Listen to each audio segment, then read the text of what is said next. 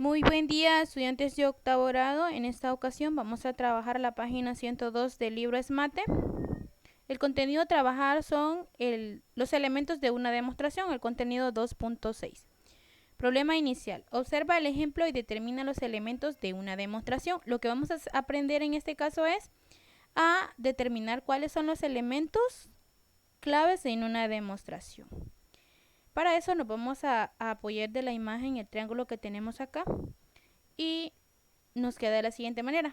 Si el ángulo A, el ángulo B y el ángulo C son ángulos internos de un triángulo, entonces el ángulo A más el ángulo B más el ángulo C es igual a 180 grados, donde el ángulo A, el ángulo B y el ángulo C son ángulos internos de un triángulo. Muy bien, en una demostración un elemento muy importante es lo que es la hipótesis, y para eso nos podemos hacer uso de lo que es un diagrama. Tenemos en este caso el triángulo, para lo cual prolongamos lo que son dos rectas paralelas, la recta N y la recta M. Aquí podemos observar que al prolongar estas rectas, aquí se nos forma el ángulo P y se nos forma también el ángulo Q. Muy bien, entonces a partir de aquí vamos a hacer lo que son afirmaciones. La primera afirmación que tenemos es que la recta N es paralela a la recta M. La segunda afirmación es que el ángulo P más el ángulo C más el ángulo Q forman 180 grados. La tercera afirmación es que el ángulo P es igual a A y el ángulo Q es igual al ángulo B. La afirmación número 4, el ángulo A más el ángulo B más el ángulo C es igual a 180 grados.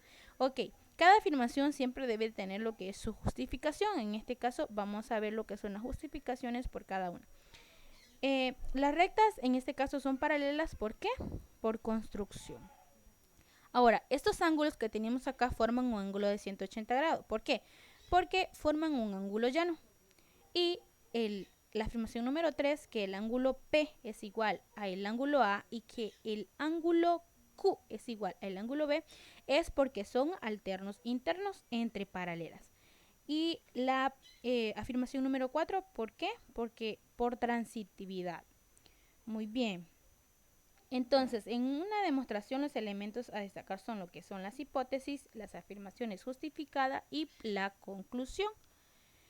Una demostración es un método que permite llegar a la conclusión partiendo de la hipótesis a través de afirmaciones que tienen una justificación matemática. Una afirmación es una proposición con base lógica y una justificación es el argumento que hace cierta la afirmación.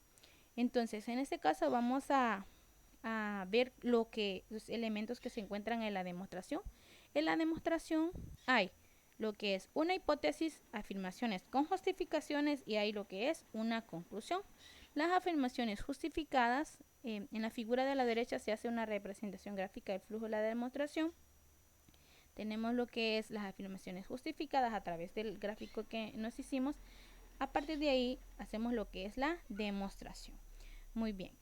En conclusión, a la expresión de la forma sí, entonces, óvalo, se le llama proposición. Siempre se forma de esa manera. Sí, algo, entonces algo. A eso se le llama proposición.